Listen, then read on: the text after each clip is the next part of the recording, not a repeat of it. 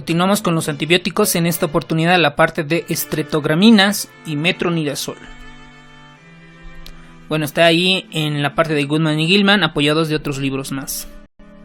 Las streptograminas incluyen la quinopristina y la dalfopristina. No es nada más que una combinación entre la streptogramina B y la streptogramina tipo A en una relación de 30 y 70. Proviene de los streptomyces, Pristina spiralis, y tiene una actividad antimicrobiana contra los cocos gram positivos y sobre todo las enterobacterias Faecium y excepto el Enterococcus fecalis. ¿Okay? El mecanismo de acción inhibe la síntesis proteica porque se unen a la subunidad ribosómica 50S, como ustedes ven en la imagen. Recordemos el dogma de la vida, pues el ADN tiene los genes, los exones y los intrones, que van a codificar una secuencia de aminoácidos. Esa secuencia de aminoácidos por la adenina, timina, uracilo y demás bases nitrogenadas se va a pasar al ARN mensajero, y el ARN mensajero sale del complejo de poro nuclear y sale a buscar el ribosoma, y en el ribosoma ahí también va a encontrarle, la cadena polipeptídica ya llevada, secuenciada por el ARN mensajero, que ahí va a intervenir tanto la subunidad 30S y la 50S, y ahí es donde se mete este antibiótico en la 50S para inhibir la síntesis proteica, porque recordemos que la proteína es una concentración de un conjunto de aminoácidos. Bueno, la resistencia con estos antibióticos se da por tres mecanismos. Por un mecanismo de flujo de salida activo codificado por el gen MSR, la inactivación del fármaco codificada por el gen LUN y la modificación del sitio de unión ribosomal. Es decir, ¿se acuerdan donde actuaba en el ribosoma 50S, en la parte de 50S sedimentación? Entonces ahí comienza a mutar. ¿Okay? Estos genes que codifican dicha mutación son el ERM-A, el ERM-B, el ERM-C y el ERM-F. Pero además se han descrito algunos genes como el BGB, que codifica las lactonasas que inactivan las streptograminas de tipo B. En cuanto a su farmacocinética, se administra por la parte intravenosa aproximadamente por 1 hora. Esta sí se debe disolver en solución glucosada, no se debe disolver en solución salina.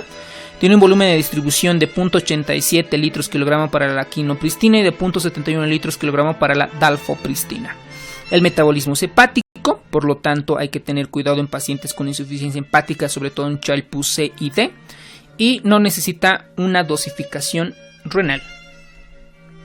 Los usos terapéuticos, sobre todo ahí tú te vas a acordar, debes de recordar que las streptograminas está básicamente indicada para Enterococcus faecium, que son resistentes a la vancomicina, ya sea bacteriemias, ya sea endocarditis, ya sea infección de catéter, pero que tengan que la etiología bacteriana sea Enterococcus faecium y que sea resistente a la vancomicina, pues está indicada el uso de estos antibióticos.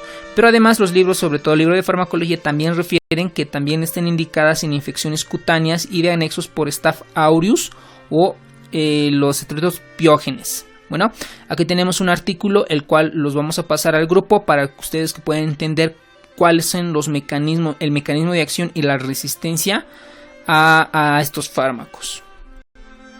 Los efectos secundarios sobre todo se asocian a artralgias, a mialgias, porque hay una insuficiencia hepática, porque hay un metabolito recirculando.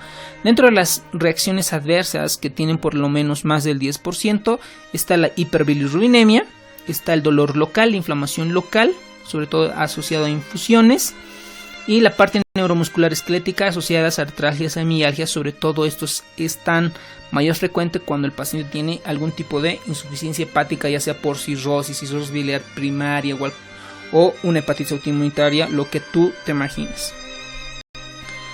Ahora vamos a entrar a la familia de los 5-nitroimidazol, en su mayor representante el metronidazol. Entonces vamos a ver con esta pregunta, una de estas es incorrecta. ¿Okay? El benznidazol se usará para chagas en etapa aguda. El 5-nitroimidazol tendrá actividad contra la Giardia lamblia, el Helicobacter campylobacter. El metronidazol tiene mayor eficacia, es mejor cuando existe oxígeno. La resistencia al metronidazol puede pasar por disminución en la concentración de la ferredoxina, y pues debe recordar qué es la ferredoxina, dónde se encuentran, para qué sirve y si no está, cuáles son sus implicancias clínicas. ¿El metronidazol será un carcinógeno en animales? Pues eso lo vamos a ver. El metronidazol, su forma básica es 1-beta-hidroxietil 5-metil 5-nitroimidazol o metronidazol. Proviene de un streptomiceto.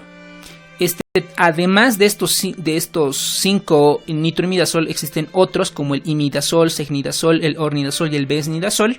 Y el besnidazol se usa sobre todo para chagas en etapa aguda, cosa que en nuestra opción es correcta, ¿no? Ahora, ¿para qué nosotros usamos? Lo que tú debes de acordarte del 5-nitroimidazol, en su mayor representación, el metronidazol se usa para anaerobios, ¿ok? Para anaerobios. Pero también tiene actividad parasitaria, protozoario, anaerobio y bacterias anaerobias. Bueno, y una actividad tricomonocida directa para las tricomonas vaginales, amebicida para la Giardia lamblia y actividad para anaerobios. Pero ¿qué tipo de anaerobios? Ojo con esto, ahí está el detalle en que tú trates de obtener el mayor conocimiento en la parte de los detalles y con eso nos diferenciamos de los demás, ¿no? Sobre todo la actividad son para cocos anaerobios, para bacilos gram negativos anaerobios, para especies del género Bacteroides, para los bacilos gram positivos anaerobios, los que forman esporas, ojo con esto, porque no da para gram positivos no esporulantes, son resistentes estas bacterias al metronidazol, ¿vale? Ahora, ¿cómo actúa el metronidazol? Pues el metronidazol es un profármaco. Esto se debe de activar. ¿Quién lo activa? El microorganismo. El microorganismo tiene unas enzimas que son dependientes de hierro, por eso se denominan las ferredoxinas, el cual activa, hay un fenómeno de oxidorreducción para activar radicales tipo nitro, es decir, activa un anión radical, que esta es muy reactiva. Entonces, una vez que ya está, por ejemplo, aquí tenemos en la imagen el 5-nitroimidazol por las ferredoxinas, se activa el anión radical nitro. Y este anión radical nitro destruye el material genético del microorganismo. Hay un daño directo al DNA, lo rompe y lo destruye al microorganismo. Ese es el mecanismo. Entonces, la resistencia al metronidazol, sobre todo va a ser por estos mecanismos. Nada más debo recordarles, el metronidazol actúa mejor, es decir, podemos tener una concentración muy bajita y actúa eficazmente cuando no hay oxígeno. Y cuando hay un poco de oxígeno necesita altas concentraciones de metronidazol para lograr su objetivo, ¿ok? Entonces, uno de los mecanismos de resistencia es que los microorganismos tienen tienen mayor capacidad de captar oxígeno. Entonces, si capta más oxígeno, el metronidazol no actúa, por lo tanto hay inactivación del metronidazol.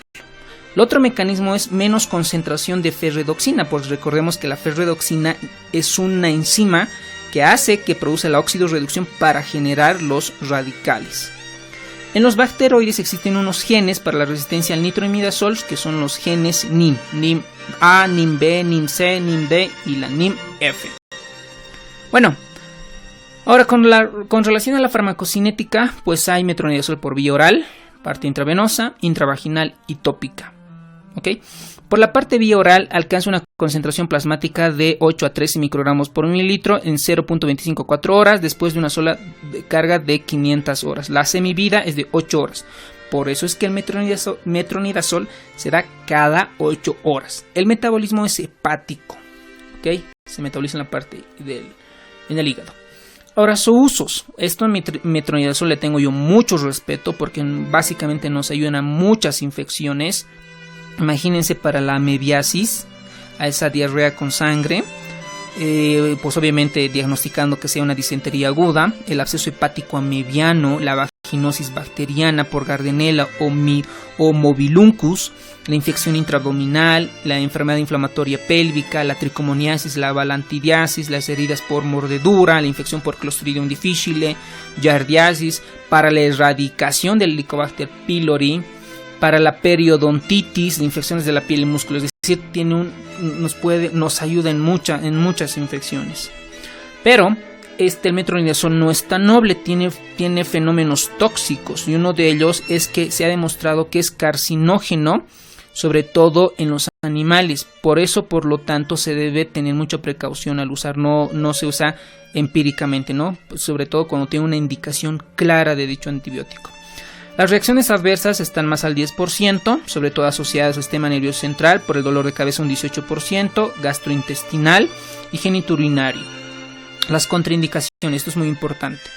Ok, cuando tú prescribas metronidazol, debemos saber que no tiene alergia al metronidazol primero, o a cualquier otro tipo derivado del nitroimidazol, al mesnidazol y a todo lo que tú ya has visto. En embarazadas está contraindicado, sobre todo en el primer trimestre. Y además si han usado disulfiram en las últimas 2 semanas.